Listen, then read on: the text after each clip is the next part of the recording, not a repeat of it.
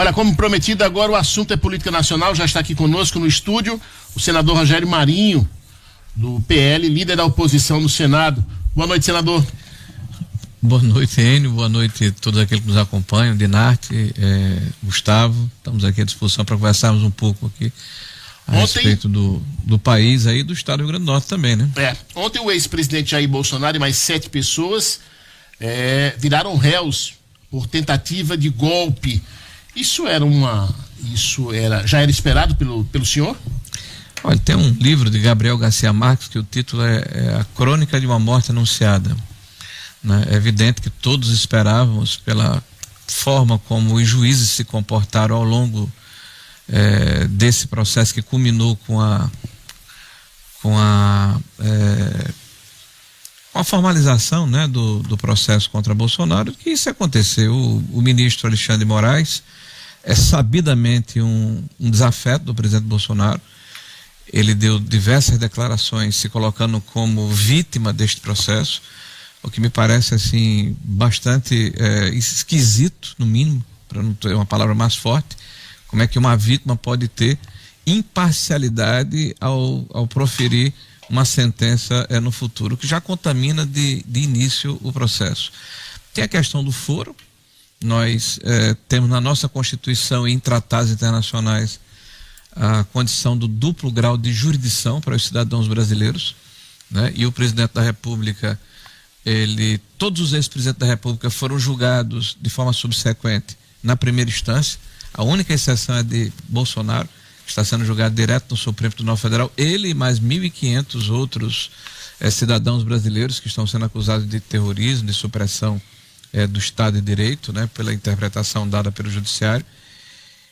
E a questão do juiz natural, né, quer dizer, foi avocado por próprio Alexandre de Moraes, a forma como foi conduzido o julgamento, a própria delação do Cid, né, 9 delações, foi lembrado inclusive pelo ministro Fux, né, alguém que teve que reaprumar a conversa 9 vezes diferente, de acordo com a conveniência de quem eu estava questionando, né? Então tem uma série de irregularidades e culminou com uma pérola, né? Porque eu não sou advogado, eu não tenho aqui a pretensão de ensinar, né, ciência jurídica, quem quer que seja, sou um cidadão brasileiro razoavelmente informado, mas ontem o ministro condutor do processo, Alexandre de Moraes, inopinadamente, ou seja, de uma forma absolutamente inusual, apresenta um vídeo editado que não estava nos autos do processo para corroborar a sua afirmação de que 8 de janeiro havia sido um ato muito mais forte do que a defesa estava colocando. Ao que me consta, e eu que não sou um operador do direito, quem apresenta provas no julgamento são as partes. O Ministério Público de um lado, a Polícia Federal, e do outro a defesa, e não o juiz que vai julgar. Então a imparcialidade foi colocada por terra, os fundamentos jurídicos, claramente é um processo político, né, do sistema que se armou para retirar do processo eleitoral hoje o mais importante líder político do Brasil. E ontem, inclusive, você está falando de uma pesquisa que não colocou o nome do presidente Bolsonaro, né? Ontem, inclusive, foi publicado a Exame Futuro, que mostra que se houvesse o segundo turno entre Bolsonaro e Lula, a diferença seria pró-Bolsonaro de 14 pontos percentuais. Senador, é avassalador, ou seja, a narrativa não está colando. No que o senhor acredita quando o senhor pega, se pudéssemos olhar para esses eventos sem a participação do Supremo Tribunal Federal e o fato de o juiz que está julgando ser parte envolvida. Se pudéssemos olhar apenas para o depoimento de Marco Antônio Freire Gomes, ministros circulando minutas golpistas dentro do Palácio. Se pudéssemos olhar apenas para isso, o senhor acredita ou não que houve uma tentativa de disrupção da ordem democrática? Renato, eu vou apelar para o seu bom senso, que é proverbial. Você é um excepcional jornalista investigativo. Como é que se faz um golpe? Pergunta a Dinarte, a quem está nos assistindo aqui. Como é que se faz um golpe em qualquer lugar do mundo quando o pretenso golpista entrega o comando das Forças Armadas a quem ele quer golpear, né, e sai do Brasil? Quer dizer, é um contrassenso absolutamente lógico, é um paradoxo. O senhor está falando da nomeação dos comandantes da Marinha, da Aeronáutica e do Exército. Então, o golpista abriu mão de continuar com os seus dirigidos à frente das Forças Armadas e entregou o comando ao Lula e foi embora do Brasil. Aí lá fora ele perpetrou um golpe com o exército de Brancaleone, né? Com senhoras, com crianças, com pessoas com dificuldade cognitiva, com vendedores ambulantes, com moradores de rua, armados de bíblias, de bandeiras, segundo o Ministério Público, estilingues e ripas, está dentro do relatório do Ministério Público. É esse o golpe. A materialização do golpe é esse. Aí se coloca o seguinte: pessoas circularam documentos que proporcionariam um golpe. O documento falava de estado de sítio, está dentro da Constituição, e mesmo que pessoas tivessem interesse de em resignar contra o resultado eleitoral em função das circunstâncias que eles ocorreram, né, porque é claro que a justiça eleitoral foi passional, e eu posso aqui colocar vários exemplos de que houve uma predileção de um lado contra o outro, né? Mas tudo bem, a regra do jogo acabou. O presidente da República, ele começa a transição, nomeia uma comissão de transição, pede para desinterditar as estradas, desobstruir as estradas, faz uma conclamação à ordem no país, diz que a direita não se coaduna com esses métodos de quebra-quebra que são típicos da esquerda, tá? E que vamos trabalhar para voltarmos dentro do processo político. Ele faz uma live no dia 30 de dezembro de ir embora do Brasil.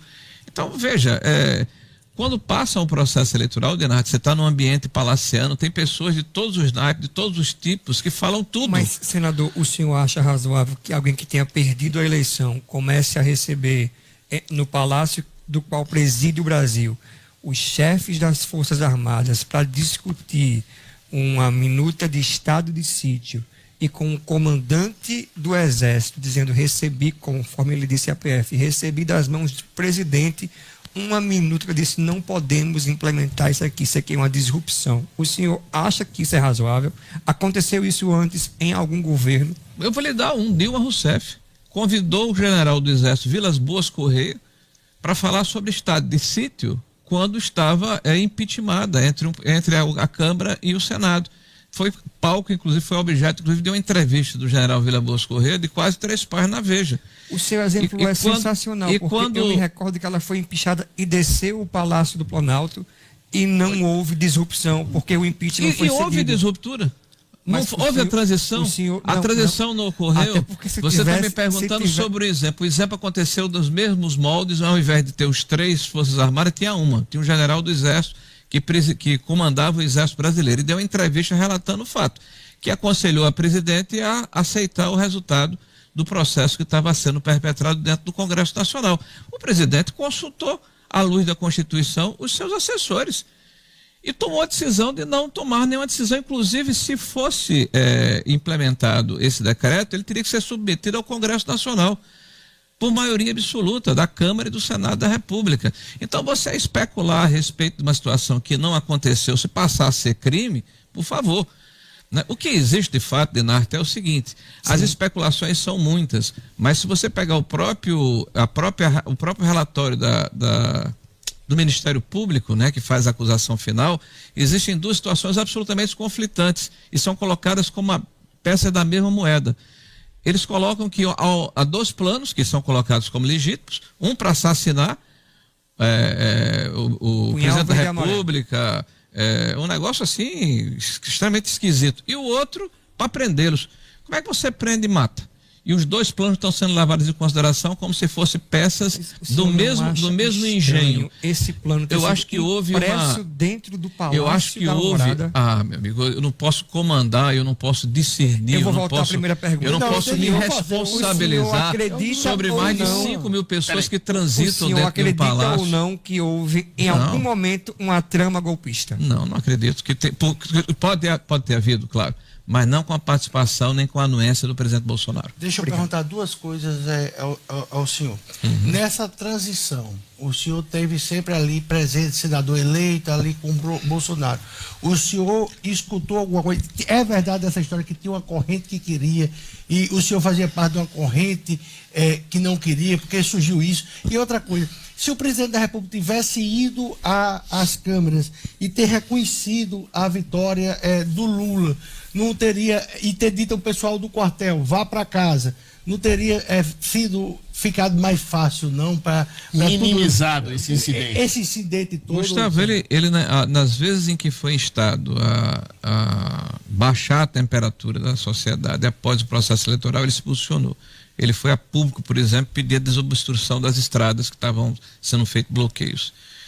Ele se manifestou dia 2 de novembro, eu estava ao lado dele, logo após o processo eleitoral, que foi no dia 30, se eu não estou enganado, quando ele começou o processo de transição. Ele até falou uma frase que ficou famosa: vão sentir saudade de nós. Quem fala uma frase dessa não é porque vai ficar dentro do processo, né? Então eles constituíram uma equipe de transição. O senador, hoje senador, na época chefe da Casa Civil, Ciro Nogueira, presidiu essa comissão junto com o vice-presidente da República, Geraldo Alckmin, pelo lado do presidente Lula, e essa transição aconteceu normalmente, não há nenhuma queixa sobre o processo de transição. O presidente da República nomeou os generais comandantes, e o brigadeiro e o almirante das forças armadas do país, e foi embora do país, e no dia 30 faz uma live conclamando a população, né, para que que democraticamente se junte a ele na resistência política, que não tem tudo ou nada. Está lá, live gravada. Agora, esse filme, por exemplo, dessa live não está nos autos do processo. Aliás, quero chamar a atenção que não houve paridade de armas. O ordenamento jurídico está posto de ponta cabeça. Então, todas as peças probatórias que foram entregues à Polícia Federal e ao Ministério Público, que estão dentro dos relatórios que acusam o presidente Bolsonaro, né, foram pescadas dentro de um conjunto. Imagine aqui um campo de futebol. Aí você tira do campo de futebol a parte que significa mais ou menos a grande área. Só que houve um filtro feito por quem vai fazer a acusação. E quem vai fazer a defesa não teve acesso ao mesmo campo de futebol, só ao que foi contextualizado e refinado pela acusação. Então, até o telefone do presidente da República com o conjunto das conversas, do Mauro Fernandes com das conversas, a defesa não recebeu. Recebeu os textos que foram pensados pela acusação para dar veracidade à ação que foi impetrada contra o presidente da República. Senador? Não, quando eu estava com o presidente, estive várias vezes, fui tratado da nossa eleição para presidente do Congresso Nacional e da necessidade de fazermos o que estamos fazendo agora, de percorrer o Brasil, de organizar o Partido Liberal, porque nós somos hoje o maior partido do Brasil, de fazermos uma resistência democrática, de fazermos a fiscalização do governo que nós sabíamos que iria fazer o que está fazendo agora, um governo incompetente, perdulário, que tem no seu DNA a questão do corporativismo, da ocupação irresponsável da máquina pública. Então, eu sabia que isso ia acontecer. Senador, o samba de uma morte anunciada por outro lado. Senador, só para a pergunta de Gustavo Negreiros, o senhor, como uma figura muito próxima ao presidente Jair Bolsonaro, e aí ele perguntou se existia alguma ala no núcleo do governo, se existia alguma ala que defendia um suposto golpe,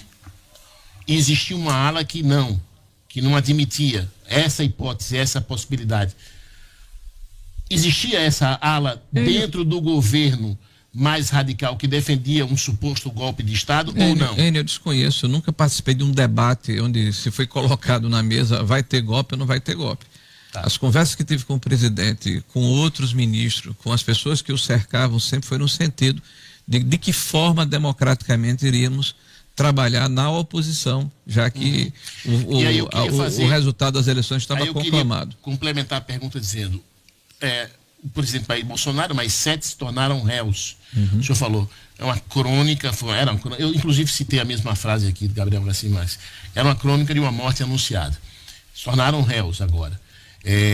O senhor acredita na prisão do ex-presidente Jair Bolsonaro? E a segunda pergunta, o PL vai continuar insistindo em mantê-lo candidato, mesmo ele inelegível? Eu acho que não é o PL, é o povo brasileiro, Enio, porque quando nós assistimos, escutamos, ouvimos e lemos o que a grande imprensa fala, é completamente desconectado da realidade. Parece que a imprensa brasileira, na sua grande maioria, claro que as exceções confirmam a regra, elas rendam a minha homenagem, estão sem comunicação com o que pensa a sociedade brasileira.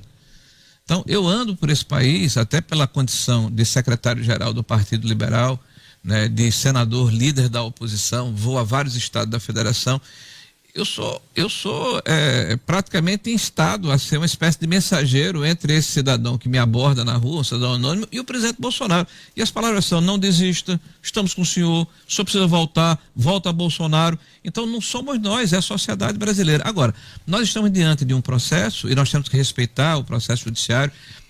Mais do que ninguém, nós queremos que a justiça brasileira tenha respeitabilidade, que ela tenha confiabilidade, que ela seja uma justiça isenta. Agora, não dá para a lei ser boa para mim e não ser boa para o meu inimigo. A lei precisa ser para todos. Veja, por exemplo, a questão da Câmara. Eu vou lhe responder na minha contextualização. O presidente está sendo votado numa Câmara e a mudança desse critério aconteceu no final de 2023. Um presidente da República, pela Constituição, é para ser julgado pelo Pleno, caso isso aconteça. Então houve uma mudança no regimento do STF, no trânsito dessa investigação contra Bolsonaro, que todos nós sabíamos que iria resultar numa denúncia, para que ele fosse julgado numa Câmara. E pasmem, olha que surpresa, a Câmara está Flávio Dino, que tem uma ação penal contra o presidente da República e não tem, eu diria assim, a autocontenção, para não ser mais forte, de dizer que é uma pessoa que é impedido. Que está impedido de se julgar o presidente da República. O outro é o advogado particular do atual presidente da República, foi advogado particular do presidente da República, que todo dia fala mal do Bolsonaro. O outro é simplesmente a pessoa que eu descrevi anteriormente, que é um desafeto público do presidente Bolsonaro. O que é que pode se esperar desse julgamento? O que nós esperamos é que o Congresso Nacional, o Parlamento Brasileiro, que representa o conjunto da sociedade, faça o seu papel, vote a anistia e restabeleça a normalidade democrática, e que nós possamos discutir o que interessa à sociedade brasileira. O que é que interessa à sociedade brasileira? O preço da bandeja de ovos. O que interessa à sociedade brasileira é a segurança pública, vocês estavam discutindo anteriormente, e esse governo não consegue responder e busca esse factoide para tirar a atenção da sociedade do que de fato está acontecendo, que é uma tragédia, uma catástrofe do ponto de vista econômico e social desse desgoverno. Só para corroborar com o seu comentário, o PL, o seu partido, né? Ele entrou com um pedido na Câmara com relação ao projeto de anistia. E o presidente da Câmara, o presidente da Câmara, Hugo Mota, né? Depois da viagem ao Japão, já chegou aqui e disse que a chance de colocar esse projeto em pauta é zero. E aí? Bom, eu desconheço essa fala dele pública, você está me dizendo, deve ter acontecido, né? Deve ter dado essa declaração à imprensa. Agora, eu acho muito pouco provável que ele possa se contrapor contra a maioria do parlamento. O presidente, ele é um presidente de uma casa de pares, não é uma autoridade autocrática impositiva, ditatorial. Eu não tenho dúvida que, pelo perfil do deputado Hugo Mota, ele vai conversar com as lideranças partidárias dos diferentes partidos que compõem o Congresso Nacional, e verificando que há uma maioria, que há uma vontade, que há uma sensibilidade do colegiado, certamente ele colocará em votação, até porque o parlamento é isso. É a possibilidade de colocarmos em votação para votar. Bom, nós vamos aguardar, né, Gustavo? Porque veja, vocês fazem parte, com razão, do jornalismo político, e tem muito de especulação a partir dos indícios que são colocados, das declarações que são dadas. Como é que a gente vai saber se é ou não fantasia? O tempo é o senhor da razão. Nós vamos aguardar, daqui a 30 dias a gente vai saber como é que está o cenário. Eu só lhes digo o seguinte, que está maduro dentro do Congresso Nacional a votação da anistia. Caso seja colocado em votação, não tenho dúvida que passa na Câmara bem, e tem boas possibilidades de passar no Senado. Vejam hoje o que está banalizado. A gente deve discutir o que é que está por trás dos panos. Dentro do projeto de anistia, o senhor defende exatamente o que? Não, eu defendo o que está lá no projeto. O projeto já foi colocado desde final de 2022, Renato. Basta ler. Todos os atos políticos de 30 de outubro a 8 de janeiro são colocados, são perdoados. Está lá no projeto. Mas como defender, por exemplo, a anistia sem relativizar o... Eu vou reduzir o que houve no dia de janeiro, a ataque de vandalismo. Eu vou reduzir a isso. Como defender a anistia sem passar a mensagem de que, beleza, isso aqui pode ocorrer de novo porque pode haver anistia? Como equilibrar isso? Vamos lá, eu só queria fechar aqui o raciocínio antes de ele responder. Eu quero dizer o seguinte, hoje foi publicado pelo Metrópole, o site Metrópole, sem uma contradita, e é um fato, que em função da prorrogação do Instituto do Foro, o Kassab, que preside o PSD, teve uma ação judicial que havia saído do Supremo Tribunal Federal, de volta para o STF por obra do ministro Alexandre de Moraes. E essa mesma nota diz que isso é uma forma de controlar o Kassab para evitar que o partido dele vote a favor da anistia. Então, eu acho que a gente não deve banalizar esse tipo de situação, porque isso é, caso seja verdadeira a nota, um ataque à democracia. Né? Um ataque à separação dos poderes, à utilização da instituição do Estado para compelir, para constranger, né, a política e a sua manifestação livre. A pergunta que você me faz, veja bem, quando a gente fala em relativizar, vamos aos fatos. A Praça dos Três Poderes, em 2017, eu era deputado na época, foi vandalizada por mais de 30 mil manifestantes.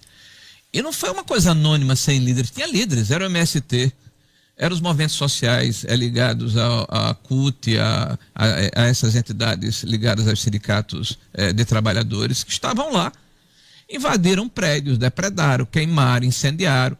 Ninguém foi processado. Mas vamos imaginar que isso seja um ato hediondo, como de fato é, e que tem que ser repudiado, e as pessoas que porventura forem identificadas, porque a lei diz que as denúncias têm que ser individualizadas, não pode acontecer em escala industrial, como aconteceram nesse caso. A conduta individualizada, provada por uma câmera fotográfica, por uma testemunha idônea, né, ou por material de DNA, essas pessoas que depredaram sejam punidas pela depredação, pela invasão, mas não por 17 anos de prisão, que nem a Matsunara lá, que esquartejou e guardou o marido numa caixa, teve 17 anos de prisão, teve 16 anos de prisão. A moça do batom está sendo condenada por Alexandre de Moraes por 14 anos, e ele fez uma contextualização que não é só pintar de batom, essa moça tinha a intenção de derrubar o Estado brasileiro na cabeça dele, então a cabeça dele passou a valer mais do que a lei. Ele faz uma interpretação em ilação e nós temos que aceitar. Então, se você pinta de batom uma estátua que você tira com água e sabão, e ele está dizendo que isso é igual a um criminoso confesso imperdinido que vai ter a mesma pena de 14 anos, isso sim é relativizar. Senador, só para reiterar o que eu falei, está aqui no G1 Política, Mota diz a aliados que chance de pautar o projeto que anistia golpistas do 8 de janeiro é zero. Segundo relatos, o presidente da Câmara avalia não haver razões para pautar a proposta e quer evitar desgaste com Lula. A oposição defende votação já na primeira quinzena de abril. Bom, foi bom você ter lido a nota, porque mostra que é ouvir dizer, e dado pelo G1, que é da Globo. Então, na hora que ele der essa declaração, é evidente... Não, tá em outros sites também. Não, mas sim, mas você leu para mim aqui textualmente dizendo o seguinte, que segundo relatos de, quer dizer, terceira pessoa, né, de aliados, tá? Então, eu não ouvi isso de Hugo, nem Hugo falou isso para o nosso partido. Você escuta o que dele? Eu acho que tem muita torcida aí. Mas o que é que o senhor O que nós escutamos dele desde o início foi o que eu acabei de falar. Se houver a sensibilidade da maioria do parlamento, vai ser colocado em votação. Senador, o ex-presidente Jair Bolsonaro está inelegível. Para ser reconhecido no Brasil é algo muito difícil. E muito provavelmente não dê tempo de o Bolsonaro voltar a ter os direitos políticos até 2026. Essa questão que ele respondeu hoje, como o candidato vai ser, se não for Jair, é Messias. E se você me perguntar o terceiro nome, é Bolsonaro. Ele... Nessa ordem, né? Mas normalmente é A, B, C, Jair, Messias, Bolsonaro. Justamente, ele disse, se não for Jair, é Messias. Se você me perguntar um terceiro nome, é Bolsonaro. Resposta do presidente Bolsonaro. Com isso, ele não pode acabar atrapalhando a direita, que já poderia lançar um Tarcísio de Freitas, um outro candidato para o Palácio Planalto, já que o presidente Lula é um político fortíssimo. Gustavo, dentro da avaliação que eu fiz, que o jornalismo político é especulação, a torcida de boa parte do establishment brasileiro é sepultar Bolsonaro. É dizer, Bolsonaro, sai do meio que você está atrapalhando.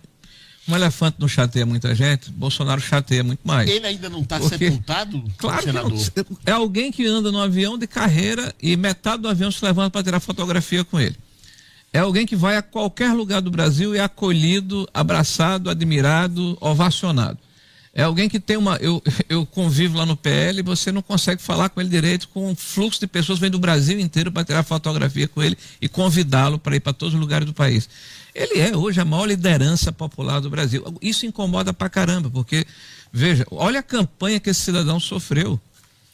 Com todos os defeitos que ele possa ter, todas as qualidades que eu sei que ele tem, né? E reconheço que ele tem os defeitos também, mas é alguém que passou 4 anos, né, sendo atacado frontalmente pela grande mídia brasileira.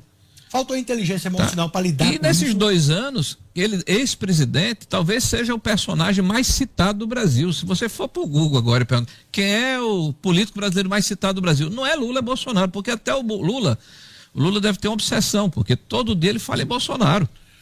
Quer dizer, é uma coisa assim impressionante como Bolsonaro mexeu com o Brasil, e não é por acaso, porque foi alguém que impediu o aparelhamento da máquina pública, que impediu que os bancos estatais e os fundos de pensão e os bancos estatais fossem ocupados por políticos apaniguados. Foi alguém que não aceitou dar dinheiro da máquina pública para a imprensa maestrã. Foi alguém que conseguiu quebrar o que eu chamo assim de um círculo vicioso que sempre aprisionou o Brasil. Se você pegar hoje a Inframérica, pergunta qual foi o número do acréscimo de jatos particulares de 2022 para 2024 em Brasília. Deve ter aumentado 3 ou 4 vezes. Por quê? Porque novamente agora os fundos de pensão estão imersos em prejuízos extraordinários. Porque as estatais estão imersas em prejuízos extraordinários. Direta de Façam a sua dedução. O que é que está Mas acontecendo aí com o Brasil? Voltou tudo de novo, é o mesmo filme de Nath. São os mesmos personagens, é a mesma estratégia. E o final a gente já conhece. 2015, 2016, está aí a Petrobras, uma empresa foi a mais endividada do mundo.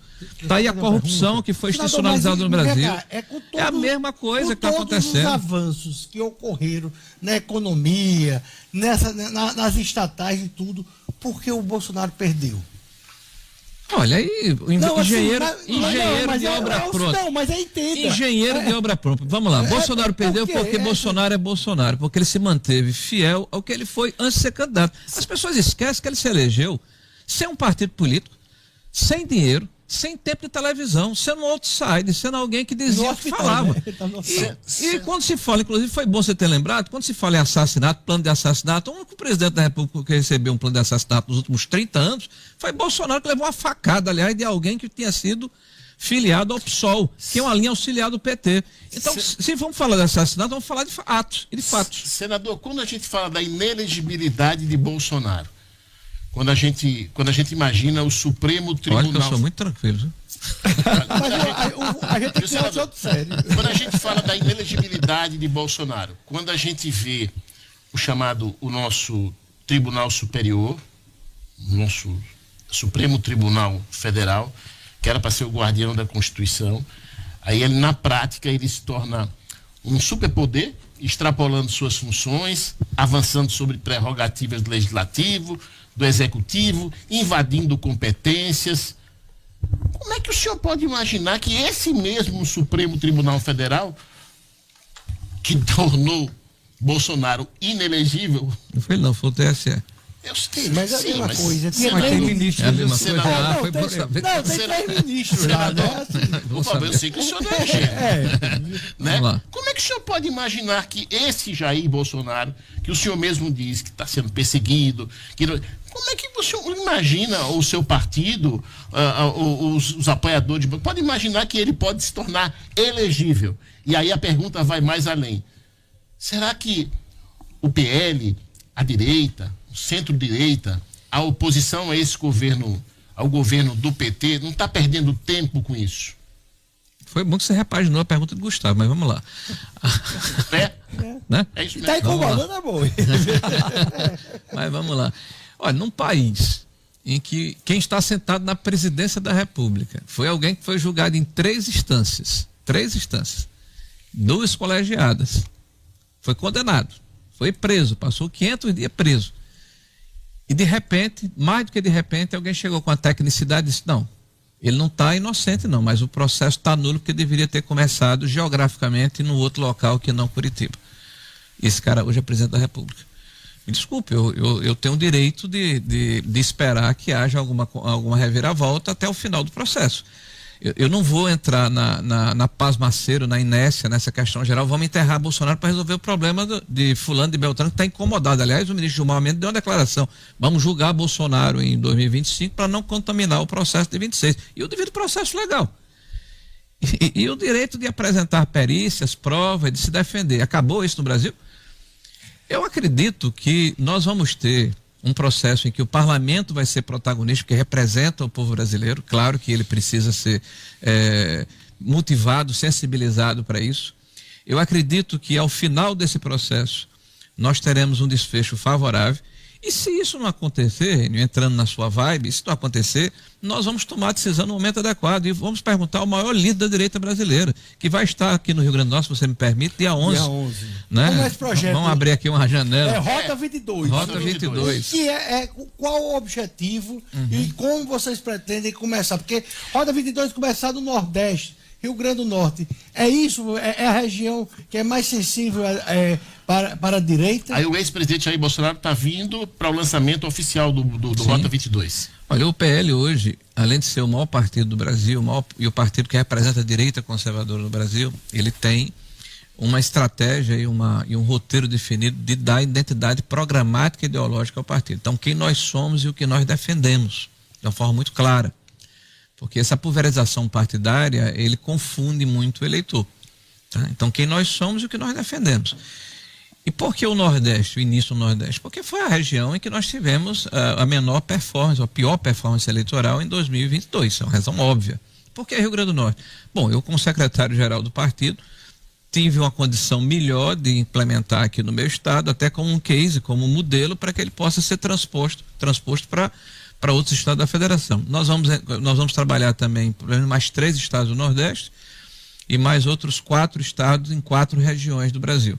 Então a ideia é que esse ano, que é o ano ímpar, que é o ano 2025, quando não há eleição, nós começamos esse projeto que vai ser repetido em todos os anos ímpares que antecedem as eleições, ou municipais ou estaduais, como um programa de disseminação dos nossos valores, de formatação e qualificação de quadros partidários e, sobretudo, para mostrarmos a essa sociedade, essa população, são 35 oficinas, são 9 grandes eventos que vão acontecer, né? O que é que o PL fez enquanto governo, o que é que ele se propõe a fazer e, sobretudo, o que é que nós podemos fazer para ajudar a população, por exemplo, no estado do Rio Grande do Norte, nos estados que vão acontecer, a resolver os problemas que existem com projetos que vão ser apresentados por ocasião do processo eleitoral do próximo ano.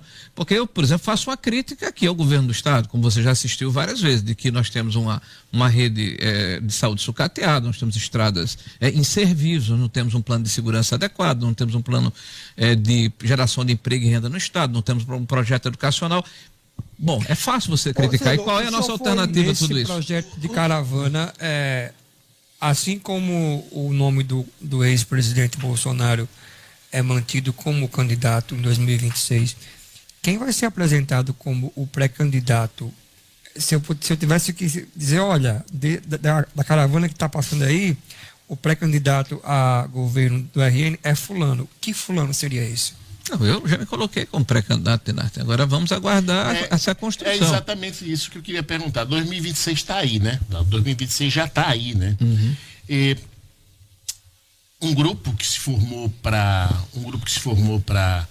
essa última eleição, a prefeito de Natal, tem um senhor, o atual prefeito Paulinho Freire, Álvaro Dias, O ex-prefeito. Stevenson Valentim e o ex-prefeito, aliás, o prefeito de Mossoró, Alisson Bezerra. Porque é do mesmo partido de Paulinho. Exatamente.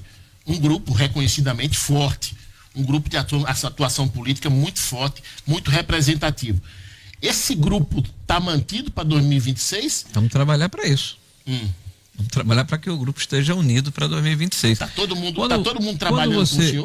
Quando o Danilo, Dinarte, me perguntou sobre quem seria o pré-candidato, eu já me coloquei como pré-candidato.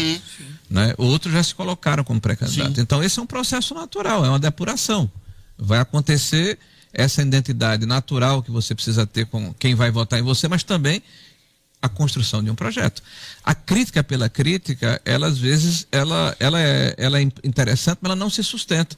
O que é que eu vou fazer, por exemplo, o que é que o nosso candidatura vai apresentar em relação à questão da segurança pública ou em questão da saúde pública? Então, em alguma medida, esse projeto... sim, nós vamos levantar... PL... Rota 22. Em alguma medida seria o que o seu projeto, se o senhor fosse governador, quais valores teriam o nosso grupo, mas capitaneado pelo PL. Inclusive, me o senhor acredita nessa simbiose? O senhor acredita? Sim, eu acho que quem tem esse sentimento de que nós estamos enfrentando um desgoverno, uma catástrofe econômica e social, naturalmente vai se alinhar do nosso lado. Então, quem não quiser o PT continuar na administração vai estar do nosso lado. Não necessariamente serei eu o candidato, vou trabalhar para isso, respeitando os demais. As outras pré-candidaturas já foram colocadas. Inclusive, eu tenho, desde o início, eu diria, o primeiro compromisso que nós estabelecemos foi com o senador Stevenson Valentim. Nós combinamos entre nós que eu não seria candidato contra ele, nem eu contra ele. Então, se ele se candidata, por exemplo, à reeleição no Senado da República, vai ter o meu apoio. Se nós entendermos adiante que ele será o candidato ao governo, eu não serei candidato, porque eu só posso ser candidato ao governo. Stevenson, inclusive, que está passando por um episódio agora de assassinato de reputações. De uma forma assim deliberada e planejada, orquestrada até pela forma como se apresentaram nos blogs mais ligados ao governo, nós vemos um ataque deliberado ao Stevenson de que ele estaria mentindo à população na hora em que se apresenta como alguém que está financiando a construção de importantes complexos hospitalares que servem à sociedade norte-riograndense, diante da omissão, inclusive, do governo do Estado. Então, veja, isso é criminoso o que está sendo feito com o Stevenson. Stevenson tem sido um senador atuante, empreendedor, ele tem sido extremamente inteligente na sua articulação política, ele conseguiu viabilizar recursos importantes, acertou, conversou previamente, não há nenhuma ilegalidade, nenhum crime nisso, com hospitais ligados à Liga contra o Câncer. Olha, o recurso que vocês vão ter de custeio, de manutenção durante o ano, ou durante os 2 anos, eu vou resolver aqui e vocês utilizam esse recurso para construir um hospital que é importante para vocês, para a sociedade norte-riograndense. Então ele está sendo acusado de má fé, quando na verdade ele está resolvendo problemas importantes e impactantes aqui do Estado diante da omissão do governo do Estado. Senador, porque a discussão é exatamente essa. É porque... Eu queria só prestar minha solidariedade ao senador Stevenson, E aí você vai falar sobre essa relação entre custeio e construção. Porque o eleitor, para quem está nos escutando, o que é custeio? Sabe? Como é esse dinheiro? Porque um jogo muito grande. E aí até a pergunta. O senhor já foi acusado, e não sei se ainda já respondeu, processo por ter ajudado muito o Rio Grande do Norte. Lembra? Teve acusações no Estadão, o candidato ao Senado entrou com um processo sobre ter ajudado o Rio Grande do Norte. A paróquia é complicada. Então, como é que o senhor vê essa situação? Só para complementar, me parece que toda essa discussão, toda essa polêmica envolvendo o senador Stevenson Valentim é com relação à construção, a valores locados para construção ou para custeio. O que é custeio? Então, o que é custeio? Porque me parece que... Discussão sobre o sexo dos anjos. Parece que o senador Stevenson Valentim, em alguma peça publicitária assim ou ele, de uma certa forma, propagou que estava construindo hospitais, ajudando e tal, não sei o que, hospitais oncológicos, hospitais muito importantes, mas na realidade ele não... A verba, a alocação do recurso não era para construção, era para o custeio, ou seja, para manutenção do que estava sendo construído. Eu vou começar pelo final. Os hospitais só estão sendo construídos pelo recurso colocado pelo senador Stevenson Valentim. Eu faço essa afirmação. Não estava sendo construído o hospital em Correia Nova, não estava sendo construído o hospital infantil aqui em Natal, não estava sendo construído o hospital lá em Mossoró, se o senador Stevenson Valentim não tivesse colocado os recursos nessas entidades. A diferença é muito simples, isso foi uma negociação que antecedeu a própria construção, não existe geração espontânea, não foi por acaso. O senador sentou-se com a direção dessas entidades, disse, olha, o recurso que eu disponho só pode ser utilizado nessa rubrica orçamentária por uma vedação legal. Então vocês pegam o recurso, vocês pagam médicos, vocês dão alimentos, vocês compram medicamentos. Então, este recurso aqui eu vou prover. Você vai pagar o médico, o alimento, a conta da luz, a conta do gás. Vai sobrar o dinheiro e esse dinheiro eu quero que vocês apliquem na construção do hospital. Então, só está sendo construído o hospital porque o senador Stevenson fez esse acerto prévio. Então, quando ele afirma que ele está ajudando, que ele está edificando, que ele está construindo, ele tem todo o direito do mundo. Agora, essa filigrana né, porque era custeio, porque era manutenção. O fato é que o hospital só está sendo Despesa construído de capital, porque o senador Stevenson capital, colocou o recurso lá. Senão não tinha hospital nenhum. E eu acho que essa polêmica é uma demonstração de como se fazem narrativas em relação a meias verdades. Se quer destruir reputação. Eu ouso dizer até que isso é uma estratégia do governo atual, que já lançou a pré-candidatura da governadora ao Senado da República e está vendo que as pesquisas que ela mandou fazer e aquelas que foram publicizadas mostram que ela está numa situação muito desfavorável em relação a Stevenson e até Álvaro, se ele for o candidato. Então, hoje a direita faria no estado do Rio Grande do Norte, pasmem, os 2 senadores. E quem está puxando esse processo é o senador Stevenson. Como é que a gente faz? Nós vamos dizer que ele não está trabalhando? Não podemos. Nós vamos dizer que ele não tem o merecimento? Não podemos. Mas então vamos começar uma narrativa de meias verdades para tentar desqualificar o senador Stevenson. Eu acho que a discussão não é por aí. Vamos discutir política e o que interessa ao povo norte-riograndense, que no caso é a segurança pública, o preço dos alimentos, o acesso a empregos e oportunidades. A manutenção da democracia. E a manutenção da democracia. E, aliás, deixa eu só falar aqui um pouquinho de uma coisa que é importante para mim, pedir uma licença para vocês. Dinarta, obrigado, você tem toda a razão. A democracia é importante porque a lei tem que ser boa para mim e para o meu inimigo. Sim. Se eu não tenho segurança jurídica, né, se eu não tenho previsibilidade, se eu não Estado tenho... democrático de direito prevê o direito a um processo justo também. Se eu não tenho um devido processo legal, então eu começo a descrer do judiciário. Isso é muito ruim para a democracia. A gente quer acreditar no judiciário. É bom para a democracia. Agora, dia 11, eu quero conclamar aqui os norte-riograndenses. O maior líder da direita, o maior líder popular do Brasil vai estar no Rio Grande do Norte. E nós estaremos ao lado dele com muito orgulho. Acari? Ele vai chegar aqui em Natal meia-noite, meia-noite e 5. Né? 7 horas da manhã ele já sai do hotel aqui, vai em direção a Acari. Vamos visitar. Pontual, né? Ele é pontual, né? Nós vamos visitar lá o empreendimento chamado Acari Cidade da Moda, que é um empreendimento maravilhoso que está sendo feito com recursos que foram alocados quando eu era ministro do Desenvolvimento Regional, na época do presidente Bolsonaro. Uma obra de mais de 20 milhões de reais. Das facções têxteis, é isso? De quê? Das facções têxteis. Isso, mas é uma área que vai permitir a comercialização, a exposição, feiras e também galpões para pessoas confeccionarem peças com moda própria, inclusive lá em Acari, e que vai atingir toda a região do Seridó. Então vamos fazer uma visita lá ao prefeito Fernando Bezerra.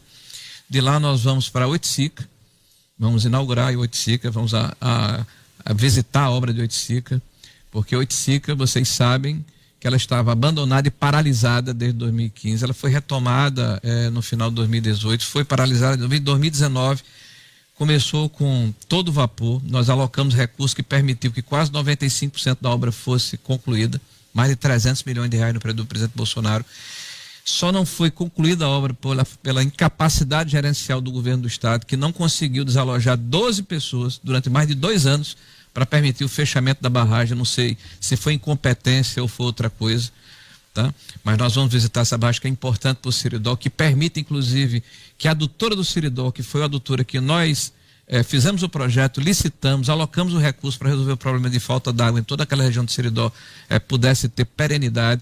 E de lá nós vamos a Pau dos Ferros. E lá em Pau dos Ferros vamos chegar, eu acho que às 6 horas da noite, e vai ser o momento em que vamos fazer esse primeiro seminário do início do Rota 22. Estão todos convidados aí ao lado do nosso presidente Bolsonaro, dia 11 de abril. Senador Rogério Marinho, muito obrigado pela sua presença aqui no Jornal das 6. Agradecer sempre a atenção com a 96 FM. E uma última notícia: o Procurador-Geral da República, Paulo Gonet, pediu hoje o arquivamento da investigação contra o ex-presidente Jair Bolsonaro por fraude no cartão de vacinação contra a Covid-19. Há um ano, a Polícia Federal concluiu que o ex-presidente cometeu os crimes de associação criminosa e inserção de dados falsos. Depois da baleia, o cartão. O Paulo Gonet pediu hoje o arquivamento da investigação. Olha, mas calma, pessoal. Pode ser que o Alexandre Moraes diga: é minha. Vamos em frente. Não acabou, não, filho. Olha só, o Jornal das 6 vai ficando por aqui. Agradecer mais uma vez senador Rogério Marinho. Agradecer a Gustavo Negreiros, Dinarte Assunção. Você me permite rapidamente lembrar à população que Cid foi preso por causa dessa questão do cartão de vacina. Passou não sei quanto tempo preso e depois teve que fazer uma delação que foram 9 vezes por causa desse cartão de vacina que foi arquivado agora. É isso aí. Boa noite, povo brasileiro.